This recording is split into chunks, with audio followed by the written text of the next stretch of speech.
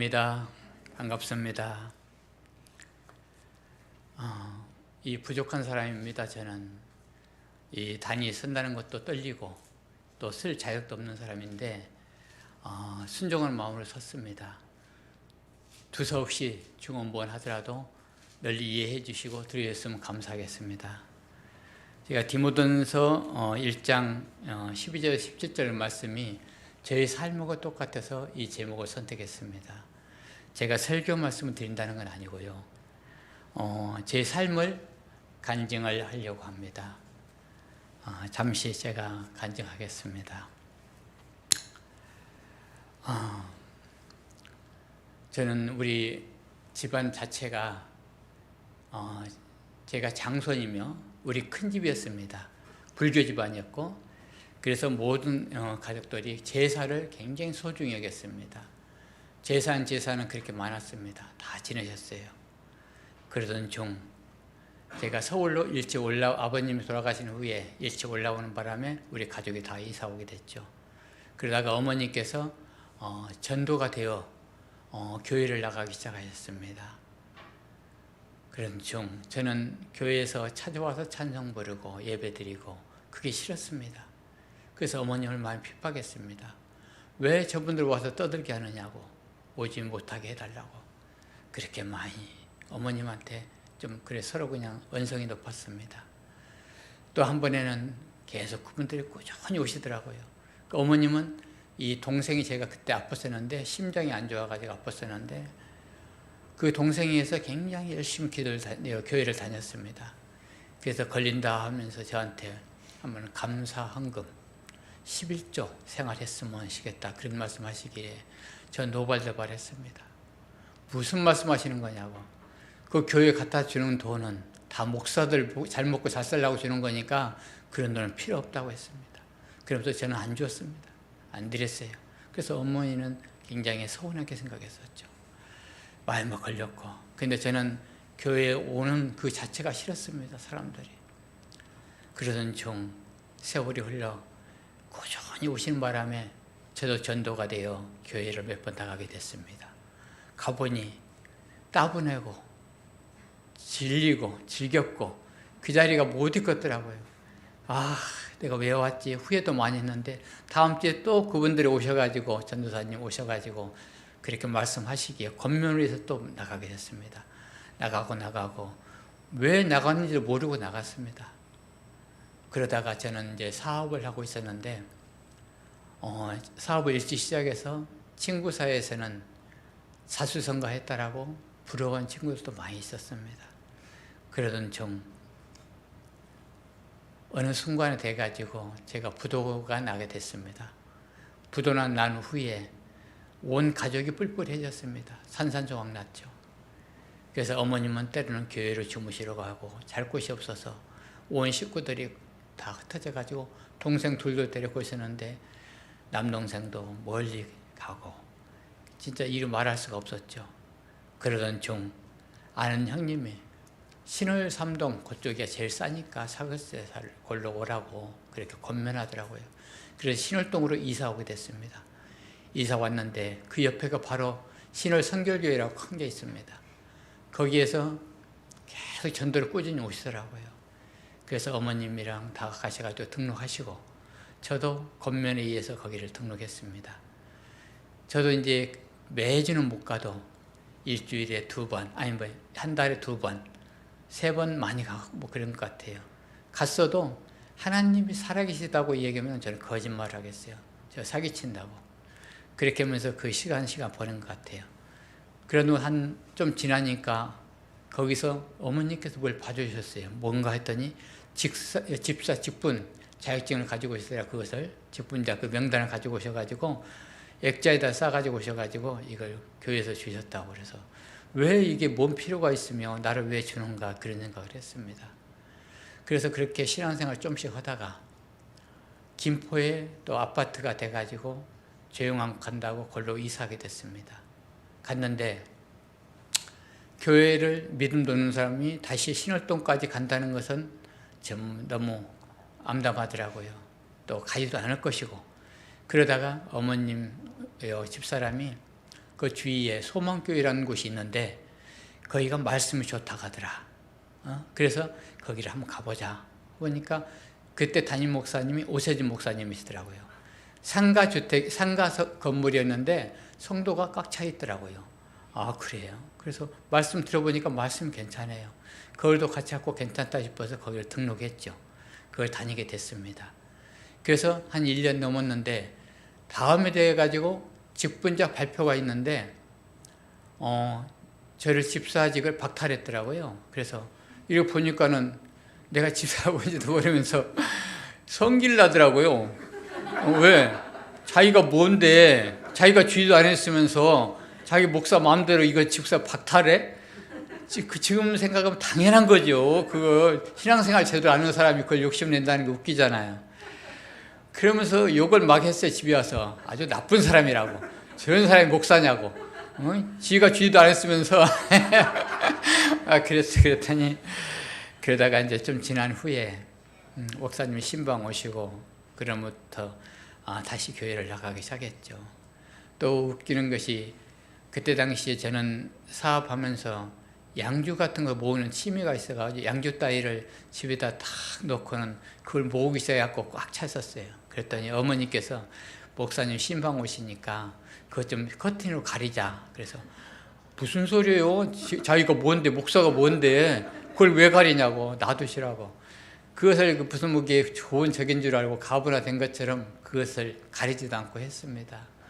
그런 일화도 있는데 그러다가 제가 그때 당시에는 남성 신사 정장 대리점을 했었는데 장사가 곧잘 됐었어요.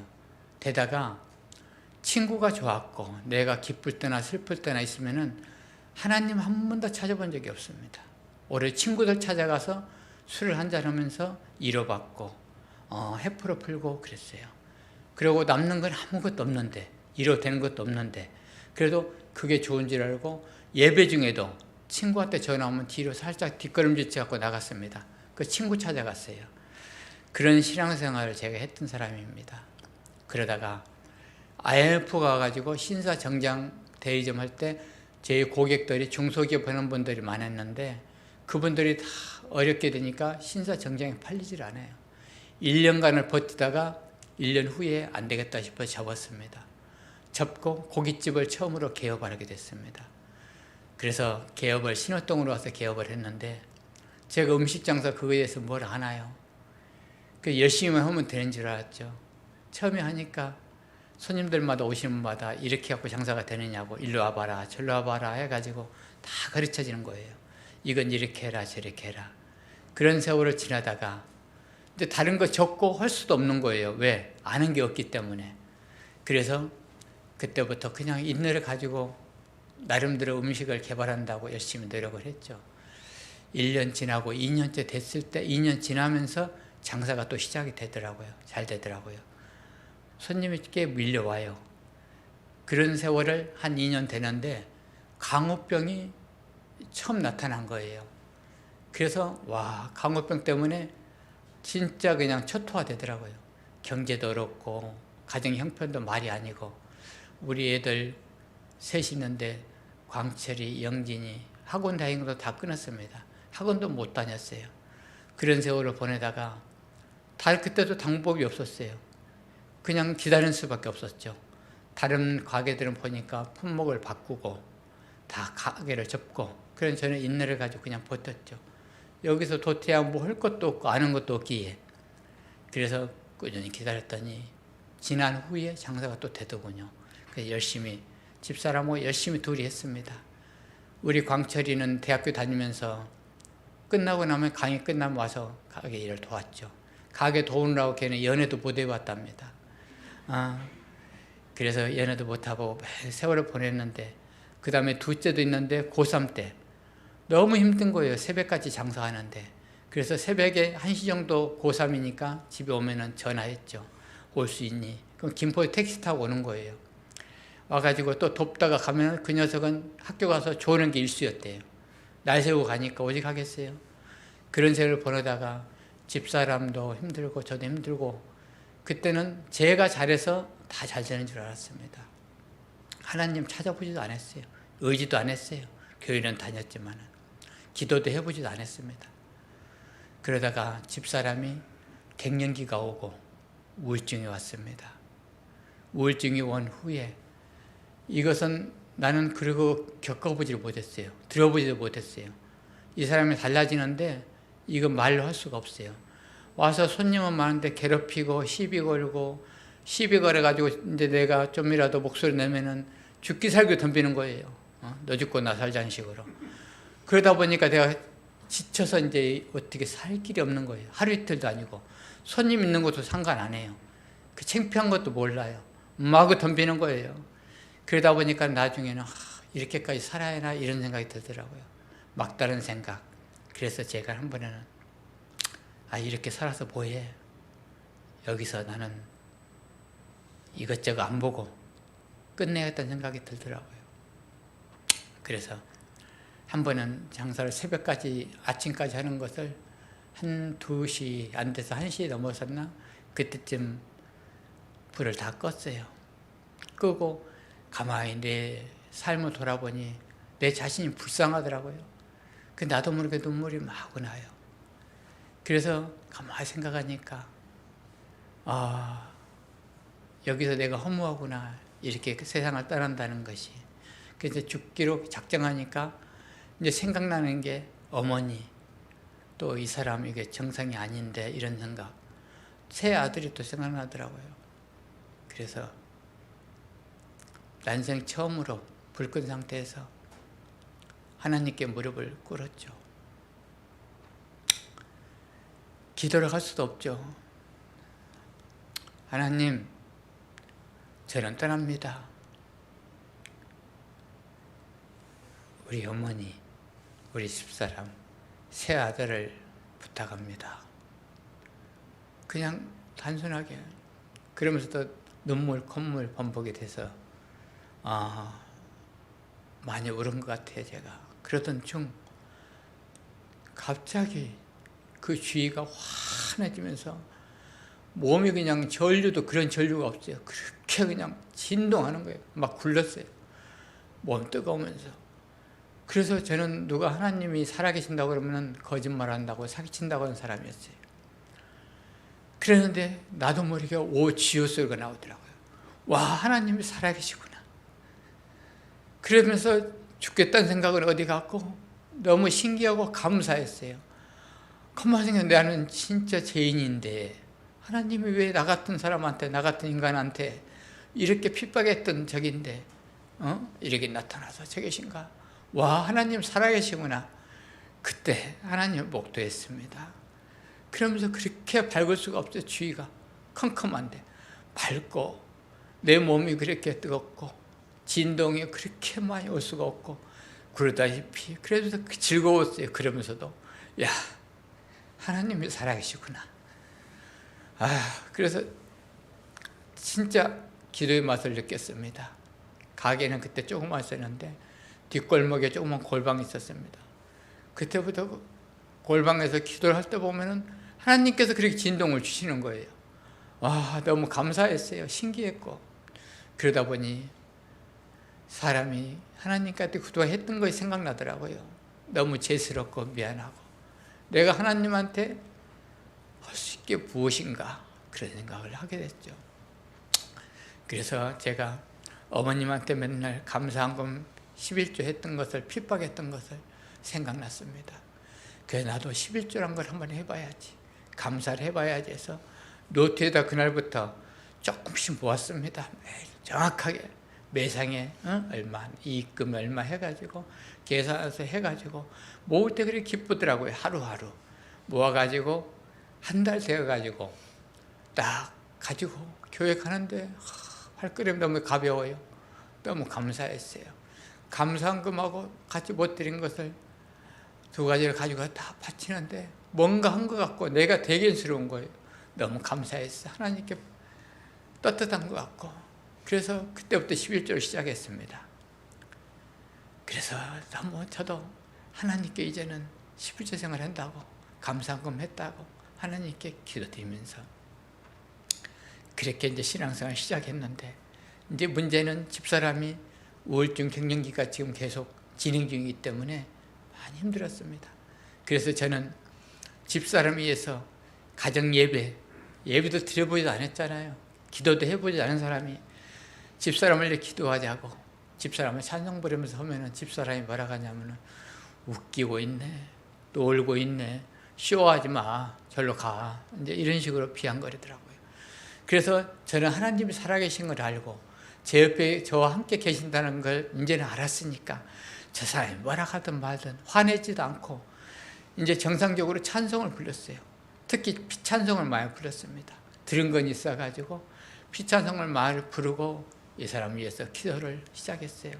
예배는 저 사람이 비웃기만 하지 같이 들어주지도 않고 저 혼자 드리다시피 했죠. 그 다음에 어머님이 동참해 주셨고 그렇게 세월을 많이 보냈는데 그게 습관화가 됐습니다. 그래서 가정예배가 시작되었고 또한 우리 애들도 전에는 제가 교회를 등하시했기 때문에 애들한테 교회 가자 소리를 한 번은 안 해봤습니다. 근데 우리 애들이 아빠 달라지는 모습을 보면서 지네도 느낀 것 같아요. 한 번은 교회 같이 좀 가면 안 되겠니 했더니 따라 나서더라고요. 그래서 애들도 친구 차에서 맨날 놀던 놈들이 교회 와서 같이 예배 드린다는 그 모습이 너무 좋았고 아름다웠습니다. 그래서 그때부터 우리 가족은 하나님을 섬기는 가정으로 이제 변하게 됐습니다. 그래서 집사람은 그렇게 세월을 지나면서 조금씩 나아지긴 하더라고요. 그래서 목사님한테 신방 부탁하고 내가 부탁해본 적 한 번도 없었어요. 근데 목사님이 신방해 주시고 그렇게 찬송 불러주고 예배 드려주시고 그게 좋았습니다. 그때는 그 다음부터는 그 양주 따위 아까 말씀드린 거 다 치웠습니다. 다 치우고 부끄러웠어요. 그때도 전에는 몰랐던 것이 내가 왜 저걸 놓았지 하는 생각이 들었습니다. 특히 목사님보다도 하나님이 보시고 얼마나 개탄했을까 이런 생각이 들었습니다. 저는 하나님의 생각도 해보지 않았던 사람이 그래서 내가 한 번에는 기도를 드리는데 하나님 기뻐하시는 일이 무엇인가 제가 무엇 하면 좋겠냐고 아뢰온 것 같아요. 그랬더니 한 번에는 제 김포 집에서 기도 드리는데 혼자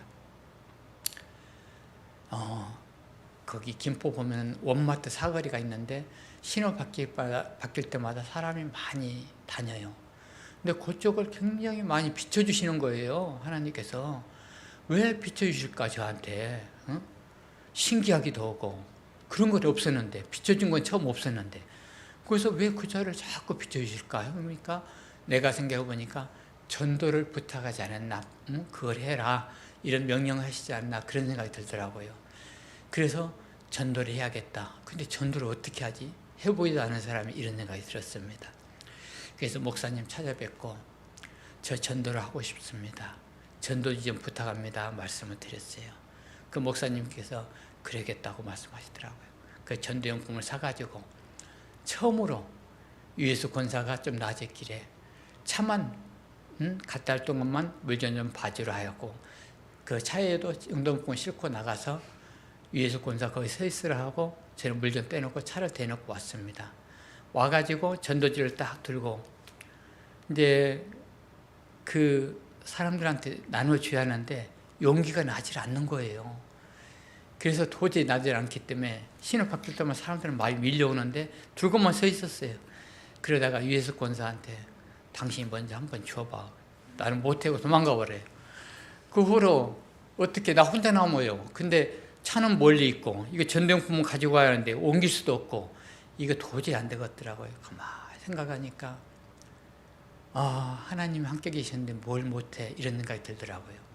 그래서 신호가 바뀌길래 첫 전도지를 예수 믿으세요 드렸더니 그냥 패스. 그래 용기가 없어지더라고요. 또 한 번 드렸더니 또 패스.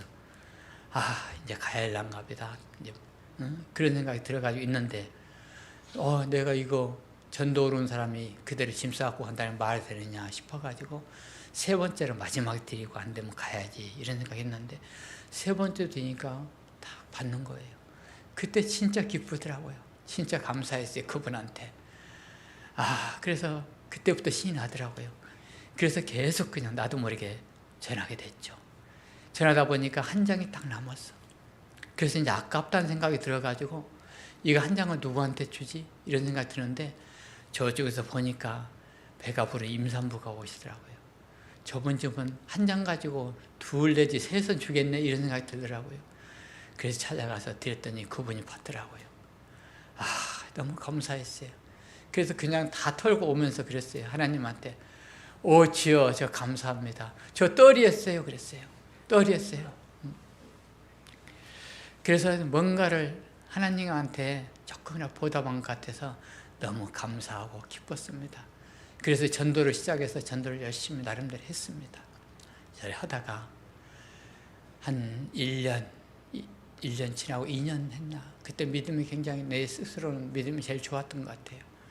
그러던 중 오스님 목사님께서 신방 오셔서 저 떠나게 됐다고 청천벼락 같은 말씀하시더라고요. 무슨 말씀이세요? 그랬더니 저 서울 가게 됐다고. 그래서 무슨 말씀이시냐고, 말도 안 되는 소리라고. 여기도 이제는 개발되고 그러면은 다 좋아질 텐데 왜 가시려고 그러냐고. 그랬더니 목사님 하신 말씀이 목사는 하나님께서 가라면 가는 거고 오라면 오는 것입니다. 그리고 여기 있는 교회는 제 것이 아닙니다. 주님 것입니다. 그리고 성도들 피땀 흘려서 만든 그 교회이기 때문에 저는 다 놓고 갑니다. 이런 말씀 하시더라고요. 저거는 부동산 여기가 재산이 증식이 됐든 뭐든 나하고 상관이 없습니다. 이런 말씀 하시더라고요. 그리고 다 가시더라고요.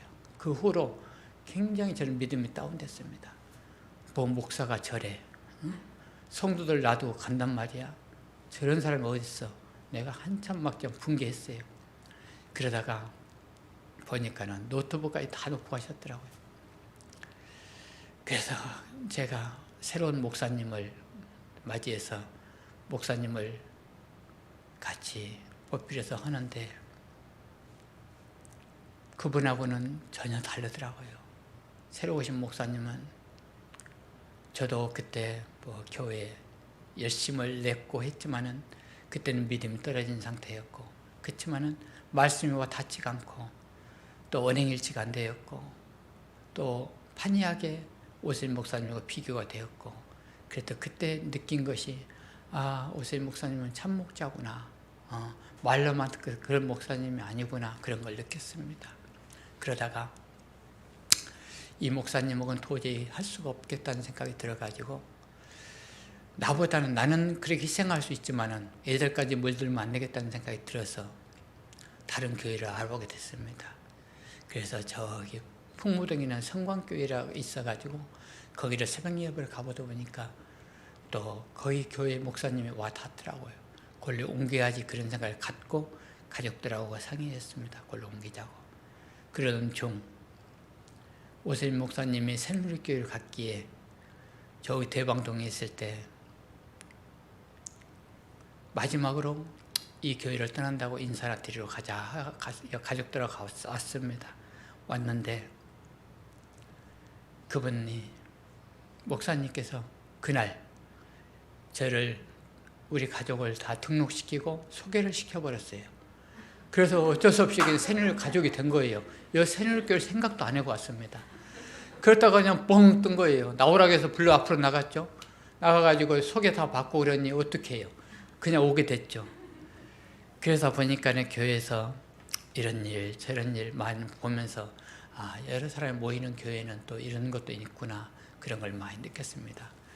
큰 소리 난 것도 많이 봤고 또한 자기도 봤고 그러면서 목사님은 가만히 느낀 점이 우리 목사님은 참 안 됐다는 생각도 들었고 저분은 여기서 보니까 목사가 아니라 하나의 월급쟁이 그런 수준이구나 이런 생각 들었습니다.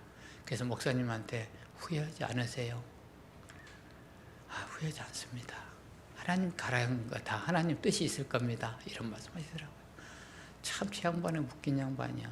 이런 생각을 했어요. 그러면서 그리고 참 어리석은 분이라고 나는 그 목사님을 많이 그랬어요. 집에 와서도. 그로부터 신앙생활을 하게 됐습니다. 그러면서도 이 내가 하루하루가 기쁘고 즐거운 것은 하나님을 의지하고 산다는 거, 또 하나님 없이는 못 살겠다는 거. 전에는 내가 괴로울 때 즐거울 때 친구 찾아가서 위로받고 그랬지만은 그것은 아무것도 아니더라고요. 내가 기쁠 때나 슬플 때는 하나님께 기도드리고 하나님께 찬송하고 예배 드릴 적에 내가 은혜가 되고 너무 감사했습니다. 그래서 하나님 없이는 아무 의미가 없는 것 같아요. 그래서 우리 집사람도 저를 살리기 위해서, 저를 바로 세우기 위해서 저 사람을 통해서 저를 이렇게 저기지 않았나 싶더라고요. 이것도 감사, 저것도 감사, 모든 게 감사했습니다. 그래서 늘 어디를 가나 하나님이 저와 함께 동행하신다는 생각은 잊을 수가 없고 감사했기 때문에 내 그 순간부터는 감사밖에 없어요. 감사.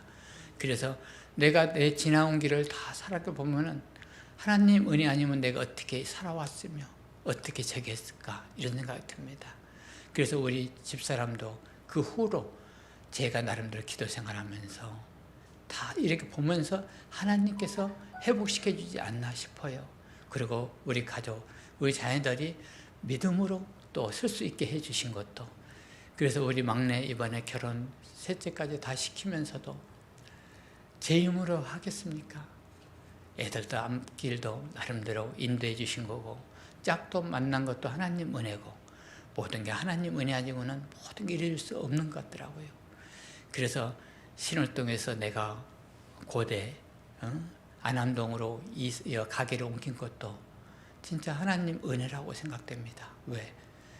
거기를 떠나서 거기는 장사가 너무 안 되고 또 서민촌이다 보니까 힘들어서 일로 오게 됐는데 와보니 고기 가게가 너무 많고 쟁쟁한 데가 너무 많더라고요.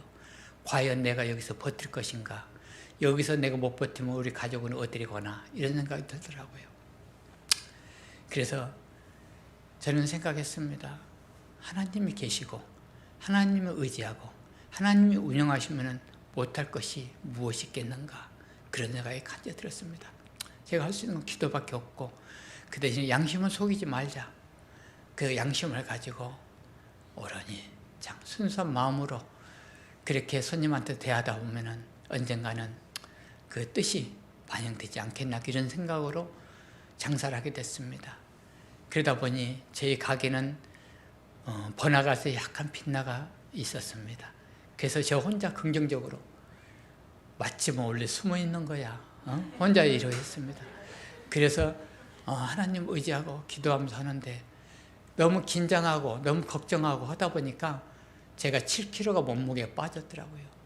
그러면서 지금도 5kg가 회복이 아직 안 됐습니다. 근데 1년이 지나도록 현상 유지가 처음에는 한 3개월은 적자더라고요. 그거부터 현상주로 나가다가 1년 후부터 좀씩 나아지더니 2년, 3년 때부터 손님들이 차고 넘치더라고요. 그러다 보니까 가만히 생각하면 감사해요. 몸은 피곤한데도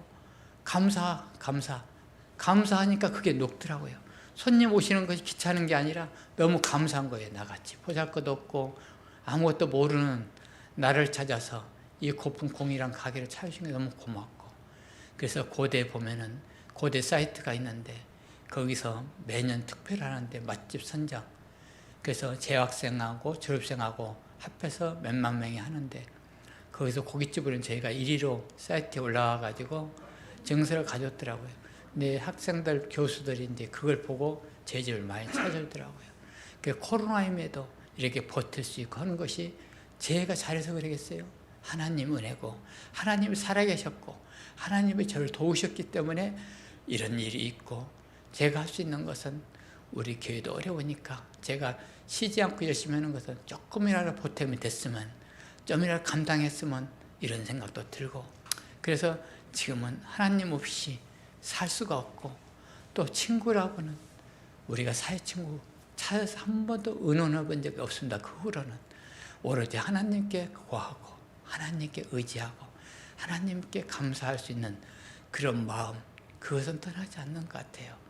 그래서 우리 새누리교회에 와서 우리 성도님한테 우리 가정 볼 것 없지만은 많이 따뜻함 받고 일해 주시고 이런 거 보면서 많이 사랑을 느끼고, 제 역시 하나님께서 우리 새누리교회에 보내신 것은 너는 그동안에 세상적으로 방탕하게 살았기에 너네 이제부터 성도를 섬기면서 열심히 노력하면서 헌신해라, 이런 뜻이 아닌가. 그래서 장로 직분도 주시지 않았나 싶습니다. 제가 장로 직분 내가 능력이 되겠습니까? 저같이 부족한 사람이 뭘 저기 하겠습니까? 저는 처음에 받지 않겠다고 사양했습니다. 그래서 순종하는 걸 받았지만 그런 뜻이 있다 생각하고 순종하면서 받았습니다. 그런 의미로 우리 성도님, 우리 코로나로 힘든 와중이지만 저 같은 사람 보면서 힘을 얻었으면 싶습니다. 저같이 부족하고 우리 여기 계신 장로님들은 다 훌륭하세요. 저는 진짜 보잘것 없어요. 안 한 것도 없습니다. 오로지 하나님 한 분 살아계신다는 것만 제가 알고 거기에 걸맞게 나름대로 조금이나마 미흡하게나마 살고자 하는 마음뿐입니다. 하나님은 살아계셔요. 그래서 감사하고, 그래서 제가 하나님 은혜 찬송 하나 같이 부르고 마치고 싶습니다. 301장 지금까지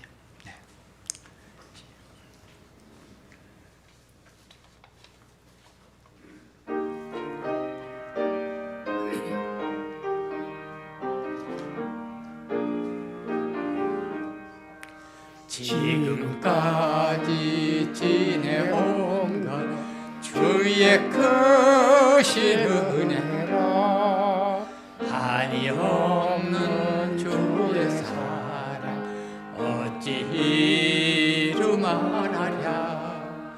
자나깨나 주의 손이 항상 살펴주시고 모든 일을 주 안에서 형통하게 하시네.